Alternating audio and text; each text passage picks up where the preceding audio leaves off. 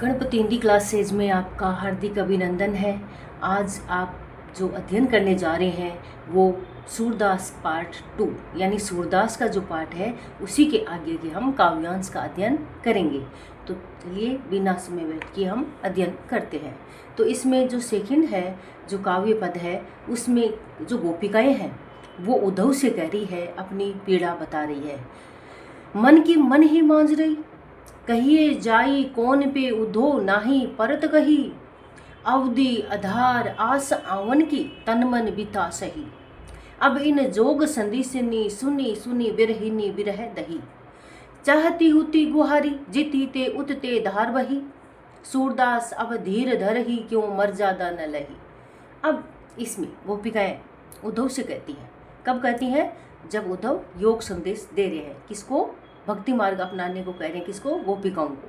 तो गोपिकाएं उद्धव से वापिस अपने विचार व्यक्त करते हुए कह रही हैं कि मन की मन में मांझ रही। वो कह रहे हैं कि अब जो मन में है, जो पीड़ा है वो मन में ही रह रही है। अपनी जो मन की बात है वो किससे कहें? कहिए जाए कौन पे उद्धव, हे उद्धव। अब किससे जाके कहें? क्योंकि अब उनकी कोई सुनवाई करने वाला ही नहीं है। क्योंकि उनकी सुनवाई करने वाले थे श्री कृष्ण, जो अब उनकी सुनते नहीं है। अवधि आधार आसावन की तन मन बिथा सही। अब गोपिकाएं कह रही हैं कि उनके जो श्री कृष्णा के आने की एक आशा थी और उस आशा के माध्यम से ही वो तन मन की जो भी विथा, जो पीड़ा थी, सहन कर रही थी। किस आस में? कि कभी न कभी श्री कृष्ण उनके पास जरूर आएंगे।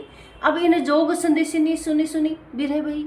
अब वो कह रहे हैं कि जो उनके श्री कृष्ण के आने की जो आशा थी उसके आधार पर जी तो रहे थे, कम से कम पीड़ा तो सहन कर रहे थे वीर वेदना की, लेकिन अब तो उनके आने का जो उम्मीद ही नहीं है, आशा ही नहीं रही। तो अब ये जो योग संदेश ऊपर से और सुनने को मिल रहे हैं, तो अब इनकी जो विरह है, वेदना है, वो और अधिक भड़क गई है, और अधिक पीड़ा बढ़ गई है। चाहती होती गुहारी जितती ते उतते धार भई। और जितनी गुहार लगाई, जितना श्री कृष्ण से उन्होंने मिलने का इंतजार किया, उतनी उनकी ये जो पीड़ा है और बढ़ती गई। और उनकी आशा में वो अपने जीवन धारा को बढ़ा रही थी, उम्मीद में ही अपने जीवन को जी रही थी और गुहार लगा रही थी कि श्री कृष्ण आ जाएं और उनसे वो मिले। सूरदास अब धीर धरे क्यों। अब गोपिकाएं सूरदास जी के माध्यम से कह रही हैं कि अब धीरज क्यों धरे, किस लिए? क्योंकि आशा ही नहीं रही श्री कृष्ण के आने की। अभी तक तो किसके माध्यम से जी रहे थे गोपिकाएं सब, कि कृष्ण आएंगे, लेकिन अब तो उनको आने की उम्मीद ही नहीं रही, आशा ही नहीं रही। तो वो कह रहे हैं अब जीने से और धैर्य रखने से क्या फ़ायदा, अब तो ये जीवन जीने की इच्छा नहीं रही। तो ये बहुत ही, यानी ये इसमें उलाहना भरे पीड़ा में, विरह वेदना में तड़पती हुई जो गोपिकाएं हैं वो अपनी मन की बात को कह रही हैं। किससे? उद्धव से। तो आपको अच्छे से समझ में आया होगा।